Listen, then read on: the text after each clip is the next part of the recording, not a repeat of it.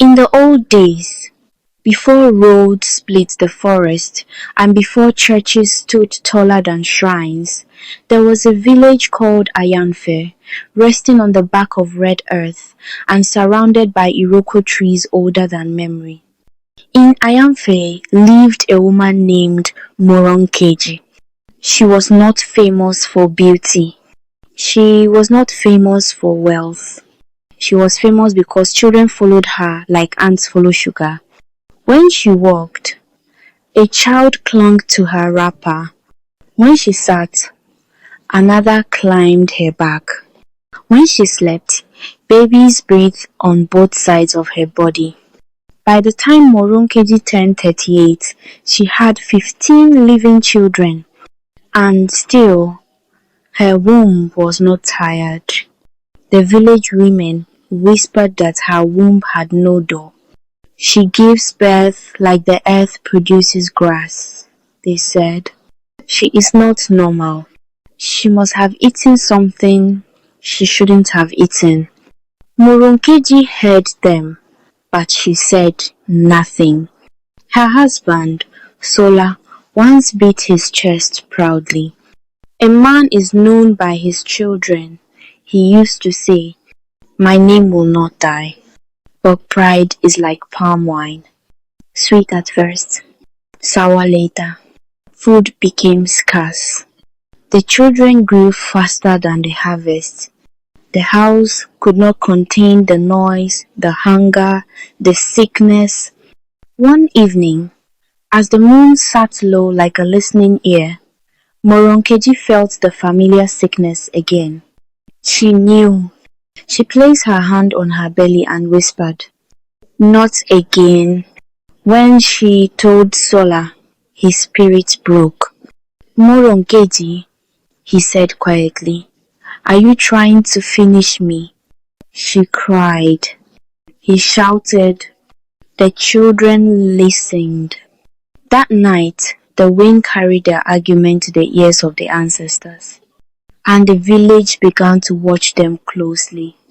In Ayanfe, nothing stayed hidden for long, not secrets, not sins, not pregnancies. Before Moronkeji's belly even showed, the village already knew.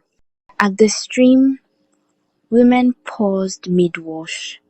At her age, another one? Does she even rest? At the palm wine shed, men shook their heads. Sola is weak. No man should allow this. This thing can bring a curse on all of us. Soon, the elders sent for them. Moronkeji sat on the bare ground, her back straight, her eyes heavy. Sola stood beside her but did not touch her. The oldest elder spoke. "Daughter of Ayanfe, your womb has become bigger than the village. We are afraid." Moronkeji swallowed hard. "I did not open it myself," she said. An elder hissed. "Everything opened can also be closed." They spoke of herbs, of rituals, of tying the womb with incantations. Moronkeji trembled. That night, she dreamed. She stood in a forest filled with crying children, children without faces. They surrounded her, pulling at her wrapper, calling her name. From her womb came a voice, deep and ancient. "You begged for fruitfulness when you were mocked for barrenness. Did you ask for moderation?" She woke up screaming. From that day, her pregnancy became strange. Her belly grew faster than normal. The child kicked like it wanted to escape. Sometimes, the ground beneath her feet felt warm. Sola began to fear her, and fear slowly turned into distance. The children noticed first. Their father no longer laughed. He no longer played. He no longer stayed. One morning, Sola packed his bag. "I am going to my brother's house," he said, avoiding Moronkeji's eyes. "For how long?" she asked. He paused. I don't know. That was how Moronkedi became alone with 16 mouths and one growing belly. The village withdrew its help. Food stopped coming. Children were chased away from compounds. People crossed the road when she approached. She is dangerous. She will give birth until the river dries. Moronkeji grew thinner while her belly grew heavier. One evening, in desperation, she went to the old shrine at the edge of the forest, the one abandoned when new gods arrived. She knelt. If I have offended you, forgive me, she cried. If this is a test, I am tired.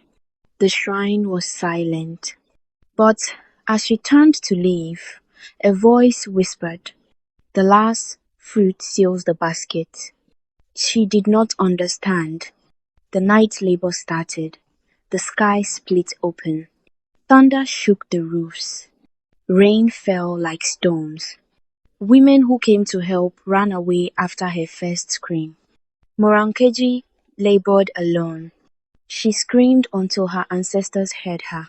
At the height of the storm, the child came, not twins, not many, one child, a girl. The moment the baby cried, the thunder stopped. The rain softened. The wind rested.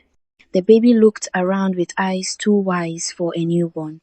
When villagers gathered the next morning, they were afraid.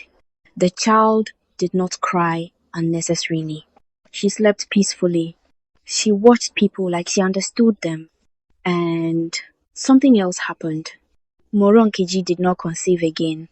Months passed. Then years. The village relaxed. Sola returned, ashamed. Life slowly rebuilt itself. But one day, as Moronkeji bathed the child, she saw a mark on her back, a symbol shaped like a closed calabash. Her heart skipped. That night, she remembered the voice. The last fruit seals the basket. She understood. When the child turned 7, the truth revealed itself. An old priest passing through Ayanfe stopped abruptly when he saw the girl. This child is not ordinary, he said. He told Moronkeji the truth. When she was younger and barren, she had unknowingly prayed at a sacred crossroad where spirits answered without balance. Her prayer was granted but unchecked. The girl was the seal, the ending, the one sent to close what had been opened. Moronkeji wept, not from sadness, from understanding. She hugged her daughter and whispered, you came to save me. And for the first time in her life, her womb rested. But the village would forever remember her as the woman who birthed the village.